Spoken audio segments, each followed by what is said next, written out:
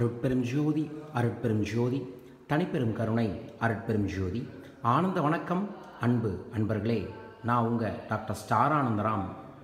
திருப்பதி பக்கத்தில் இருக்கக்கூடிய கிருஷ்ணகிரி ஃபோர்ட்டில் இருக்கக்கூடிய ஒரு மியூசியம் கம் கேலரியில் இருந்து தான் இந்த வீடியோ பதிவையே உங்களுக்காக பதிவிடுக்கிறேன். இங்கே பார்த்தீங்கன்னா நவகிரகத்துக்கு தனியாக ஒரு இடம் வச்சுருக்காங்க. 1000 ஆண்டுகளுக்கு முந்தைய பில்டிங் இந்த பில்டிங். அதில் 1000 ஆண்டுகளுக்கு முன்னாடி நம்மளோட இந்தியர்கள் வழிபட்ட தெய்வங்களோட உருவங்களை தான் பார்க்குறீங்க.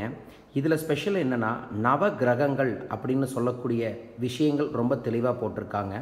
அந்த நவகிரகங்களில் மிக முக்கியமாக குறிக்க வேண்டியது என்ன அப்படின்னா, வானில் இருக்கக்கூடிய கிரகம் என்பது எந்த வடிவத்தில் இருக்கும், அந்த வடிவத்தை நம்ம எந்த மாதிரி வடிவத்தில் கும்பிட்டோம்னா அந்த கிரகங்களோட ஆகர்ஷணம் ஏற்படும் என்பதை நிரூபிக்கக்கூடிய சிலைகள் தான் இது. நம்ம ஃபஸ்ட்டு பார்க்கறது மெர்க்குரி. அதற்கான சிம்பிள் பார்த்திங்கன்னா யானை. இந்த யானையை எவ்வளவு தெளிவாக காமிச்சிருக்காங்க அப்படிங்கிறத மட்டும் பாருங்கள். அது போலவே அடுத்தது மார்ஸ். இந்த மார்ஸ் அப்படிங்கிறத பார்த்திங்கன்னா அந்த மார்ஸ் அப்படிங்கிற கிரகத்துக்கு ரொம்ப தெளிவாக அவங்க கொடுத்துருக்கிறது ஆடு. ஸோ ஆடோட சிம்பிள்ஸ் உங்களுக்கு ரொம்ப தெளிவாக அவங்க காமிச்சிருக்காங்க. அது போலவே கேது. கேது அப்படின்னாவே சர்ப்பத்தை குறிக்கக்கூடியது. ஸோ சர்ப்பத்தை எவ்வளவு தெளிவாக காமிச்சிருக்காங்க அப்படிங்கிறது நம்ம பார்க்குறோம். அடுத்ததாக வீனஸ். வீனஸ் அப்படின்னாவே நம்மளுக்கு தெரியும் நட்சத்திரம், அது ப்ளஸ் குதிரை. இந்த குதிரையோட வடிவத்தை அவ்வளவு தெளிவாக காமிச்சிருக்காங்க. அதற்கு அப்புறம் நம்ம பார்த்தோம் அப்படின்னா சூரியன். சூரியன் அப்படிங்கும்போது குதிரையையும் நம்மளோட சூரியக்கான வரைபடத்தை காமிக்கும் போதுமே அவர் குதிரையில் தான் வருவார் அப்படிங்கிறது தான் ஐதீகம். ப்ளஸ் சூரியனுக்கு பின்னாடி அந்த வட்டமான வடிவமும் இருக்குது. அதே போல தான் ராகு. ராகு என்பது நம்மளோட எல்லா கோயிலையுமே பாம்போட உருவத்தோடு வச்சுருப்பாங்க. பாதி உடம்பு பாம்பாகவும் பாதி உடம்பு உருவமாகவும் இருக்கக்கூடியது இதுதான் ராகு. அடுத்ததாக இருக்கக்கூடியது ஜூபிட்டர். ஸோ ஜூபிட்டரில் பார்த்தீங்க அப்படின்னா கையில் புத்தகத்தோடையும் கமண்டலத்தோடையும் இருக்கக்கூடிய வடிவம் தான் ஜூபிட்டரோட வடிவம். அடுத்தது சந்திரன்னு சொல்லக்கூடிய நிலா. நிலாவை கவனிச்சிங்க அப்படின்னா அதுவும் குதிரை தான். அதுவும் மிக முக்கியமாக ஒற்றை கம்பு குதிரை மாதிரி காமிச்சிருக்காங்க. ப்ளஸ் சந்திரன், அதுவும் பார்த்திங்கன்னா அரை வடிவ சந்திரன்னு சொல்லக்கூடிய 3ஆம் சந்திரனோட ஆகர்ஷணத்தை காமிச்சிருக்காங்க. ஸோ இது நவகிரகம் கேலரி அப்படிங்கிறத இவங்க உருவாக்கி இங்கே பயன்படுத்தியிருக்காங்க.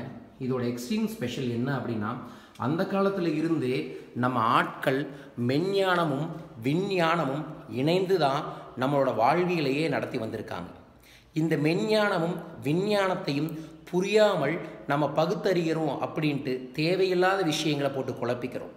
நமது முன்னோர்கள் வாழ்வியலில் ஆனந்தமாய் ஆரோக்கியமாய் சகல ஐஸ்வர்யங்களோட வாழ்வதற்கு தேவையான அனைத்து ரகசியங்களையுமே ரொம்ப ரொம்ப ப்ராக்டிக்கலாக கோயில்களாகவும் அங்கே இருக்கக்கூடிய மந்திரங்களாகவும் எந்திரங்களாகவும் சிலைகளாகவும் உருவாக்கியிருக்காங்க. ஒரு விஷயத்தை ஒரு நபருக்கு எவ்வளவு இயல்பாக சொன்னால் புரியுமோ அந்தளவுக்கு இயல்பாக சொல்லுவதற்கு தேவையான கோயில்களைத்தான் நம்ம முன்னோர்கள் உருவாக்கியிருக்கிறாங்களே தவிர கோயில்கள் வெறும் கல் குவியல்கள் அல்ல. ஸோ அங்கே இருக்கக்கூடிய விஷயத்தில் என்னென்னா, அங்கே அந்த ஊரில் இருக்கக்கூடிய ஆகர்ஷண சக்தியை உள்ளே கொண்டு அந்த ஆகர்ஷண சக்தியை நம்ம மக்களுக்கு உணர்த்தி அவர்கள் தெய்வீகத்தன்மையை உணர்வதற்காகத்தான் அந்த காலத்தில் நம்ம பெரியவங்க இப்படி பண்ணியிருக்காங்க.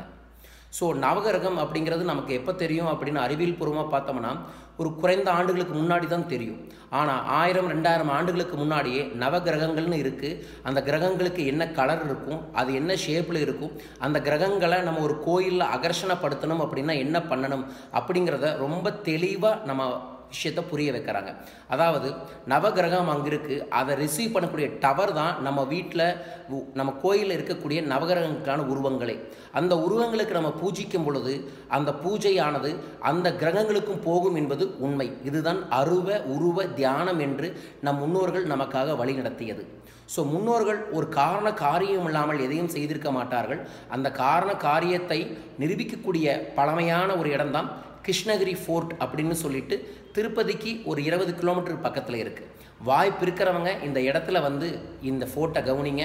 மிக பிரமாதமான 1000 ஆண்டுகளுக்கு முன்னாடி என்ன மாதிரி கோட்டை இருந்துச்சு அப்படிங்கிறதெல்லாம் இருக்குது. அந்த கோட்டையும் இருக்குது, அங்கே அவங்க பயன்படுத்தின பொருட்களும் நிறையா வச்சுருக்காங்க.